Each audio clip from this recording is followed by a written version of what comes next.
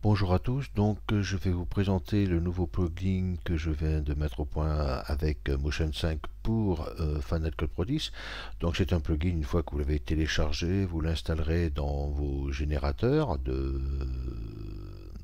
Motion pour le retrouver dans Final Cut Pro 10. Et ensuite, il vous suffit de le déplacer et de le poser directement sur la timeline.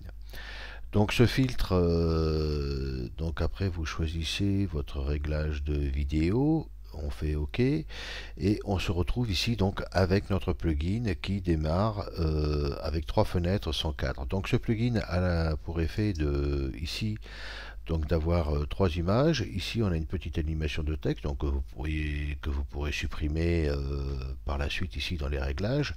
Et donc pour choisir les images, c'est assez simple. Donc on commence par se positionner ici. Ici nous avons trois Dropbox dans lesquelles nous allons glisser nos images. Donc on sélectionne la première Dropbox. Ici on va chercher une image de ciel et on l'applique au plan directement. Donc ensuite on se retrouve ici donc avec notre premier plugin et puis on continue à choisir les images qui nous intéressent pour les mettre directement dans les différents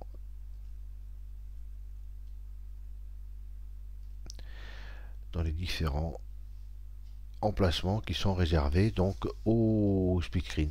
Donc ici c'est une image qui est en trois parties. Donc si on lit ici, on met en lecture ici, donc on a notre petit texte qui apparaît et nos trois images. Donc pour supprimer le texte, on peut descendre vers le bas ici et choisir donc le texte, donc texte split screen on off, voilà, donc ici on peut délecter notre texte, ce qui fait qu'on peut ou pas s'en servir. Ensuite ici on a donc plusieurs possibilités de réglage. Donc ici on a le global scale, donc qui permet de réduire notre image. Ici on se retrouve avec un background à l'arrière sur lequel on peut rajouter un petit shadow, voilà, qui est ici, qui se retrouve ici. Donc le shadow, ensuite, on peut régler son blur, sa size, son opacité pour le déplacer. Alors après, pour déplacer le filtre, on peut jouer sur le global position ici. Donc ce qui fait qu'on déplace le filtre en temps réel. Et on peut le programmer du coup pour pouvoir faire une animation directement de notre image complète des trois images. Si jamais on veut se servir que du background, donc on peut réduire ici à fond et ici on a un background avec un texte que j'ai créé pour bien comme générique début. Donc on peut choisir ici, on peut changer les typos et évidemment la size et tout ce qui concerne les typographies.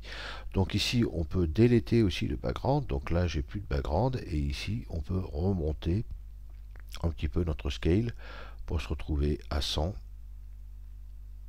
Donc il faut être patient, voilà, et ici je me remets à 100 pour obtenir mon image de base.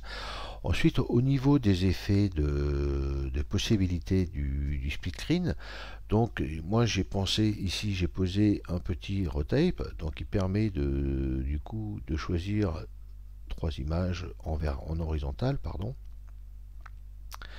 Voilà, donc c'est plus simple de taper ici 90 et on se retrouve avec nos trois images ici. Donc la première image en haut est d'une certaine taille. Donc ici par la suite il faut régler évidemment la position des images.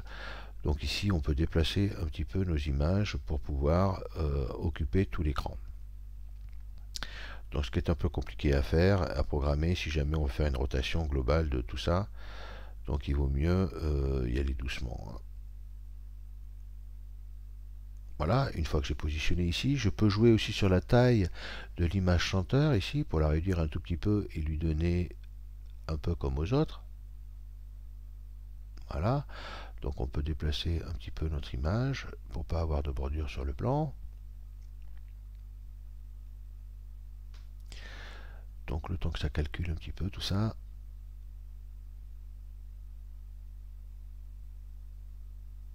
Voilà donc un petit peu les possibilités de notre split screen.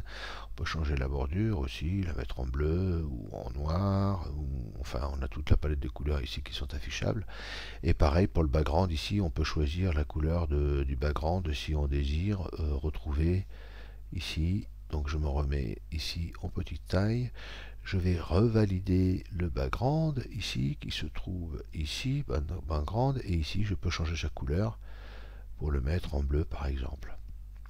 Voilà pour cette petite présentation de ce plugin, j'espère qu'il vous sera utile et qui vous rendra beaucoup de service. Voilà, à bientôt, au revoir.